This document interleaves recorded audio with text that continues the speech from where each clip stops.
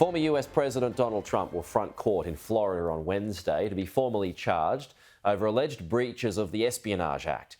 His former Attorney General, Bill Barr, says Trump is toast when it comes to his latest indictment. Yes, his adversaries have obsessively pursued him with phony claims, and I've been at his side defending against them when he is a victim. But this is much different. He's not a victim here.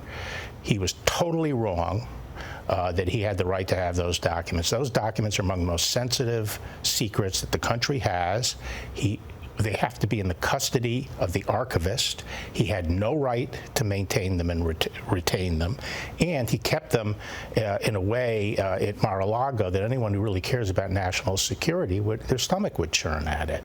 So let's keep that conversation going. Joining us is the Dean of Global Futures and political analyst at Curtin University. It's our foreign affairs expert, Joe Siracusa. Joe, good to see you. So Bill Barr, he's let's just say he's not Donald Trump's best friend and hasn't been for some time. So there's some context to that. But separate from that, is what he is saying true in that this is different to the last and Donald Trump is not the victim? Pete, good morning. No, I disagree with a former Attorney General Barr. This is really a classic case of prosecutorial overreach. These documents, which are he's being charged under the espionage, are not as serious as you may think they are. Pete, I've written about 6 books on nuclear weapons. I've had in my hand every serious nuclear document since the Manhattan Project in 1940.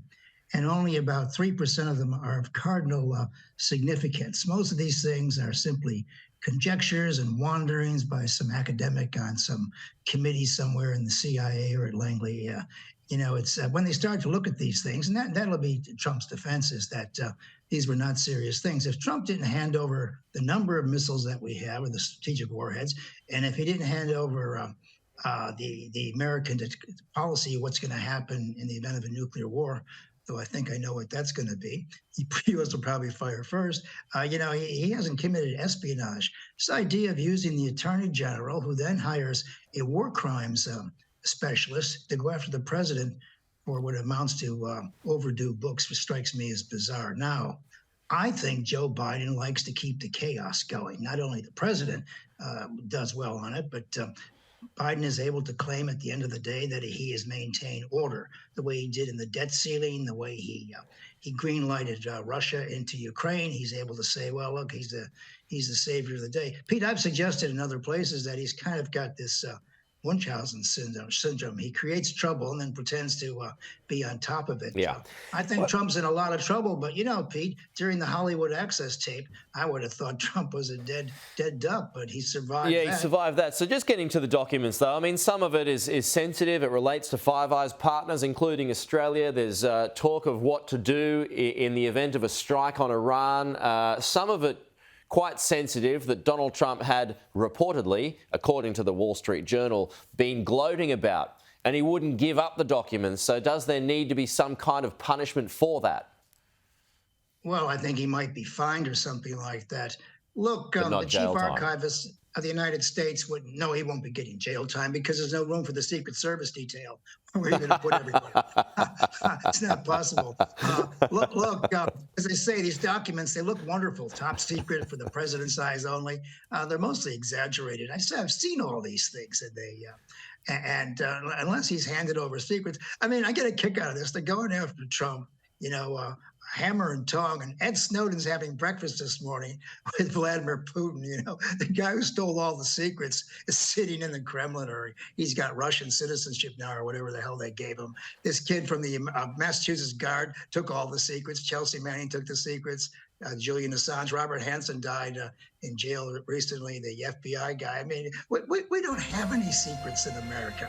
That's the beauty of America's policies. We don't have any secrets. So just back on an earlier point you made. So no doubt Joe Biden's enjoying this. Is he the one pulling the strings behind the scenes? I'd say the people who are pulling his strings are pulling these strings. They realize this is the only chance that President Biden has to win this election. Look, his numbers are down in the gutter. He couldn't possibly win this in a fair election. I think President Trump has a pretty good chance here of coming back, as a matter of fact. No, Biden would be hoping for the best here. And of course, what Biden's hoping is that these things will distract from his own family affairs and all the rest of it. Look, Pete, most of the politics in Washington, they're just corrupt. And when you start to spend tens of millions of dollars. And we had the FBI inquiry, then we had the two impeachments, we had the January 6th. I mean, they've gone after Trump relentlessly, and they haven't been able to nail him down yet. Now, other charges, sexual abuse and the defamation case and that kind of thing. He's opened himself up. There's no doubt about it. I mean, in addition to President Biden's overreach, we have Trump's incredible recklessness. Trump must think that he's still on a reality television show, that nobody's watching or nobody cares, or he's in control of things. He hasn't behaved well. And the documents, I don't think they're very serious, but, to flash them around the dinner table just to show people that where you're going to hit the Iranians over the head, that's just... it's just showing off, Pete. That's his personality. And, I hate to say it, but I don't think President Trump has a great reputation for reading anything. I mean, the man works off a teleprompter and cues, and he's got wonderful instincts. But the idea that he would have sat around in his toilet and read those 10 boxes of documents, I don't believe a word of it. Now, there's an image. There's an image for you. Joe Siracusa, good to chat.